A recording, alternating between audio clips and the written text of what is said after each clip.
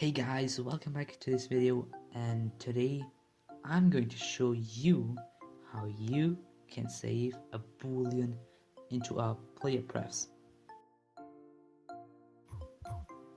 So first of all, what is PlayerPrefs?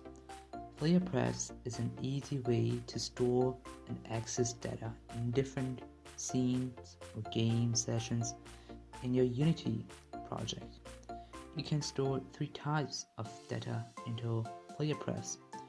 First, are floats, second, are integer, and last, are strings. Here you can see how you store data into PlayerPrefs. First of all, you write playerprefs.setFloat or setInt or setString, then in brackets the name of your variable in quotation marks, and then your data which you want to store. As I said, this works only for floats, integer, and strings, but not for boolean. So you have to use a little trick for this. You have to store your boolean into an integer, so you write playerprefs.setInt, then the name of your variable like before, and then you write your bool data question mark 1 colon 0.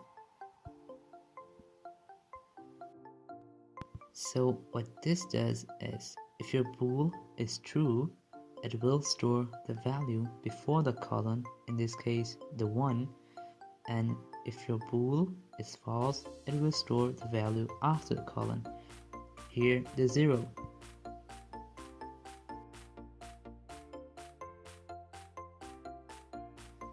If you want to access this value and assign it to a boolean, you use the second line by checking, is this value of name of bool not 0?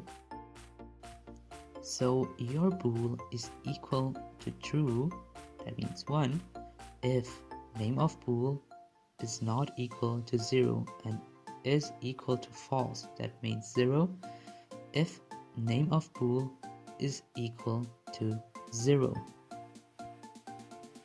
So I hope you guys enjoyed this video, and if you did, then feel free to like, subscribe, and comment down below.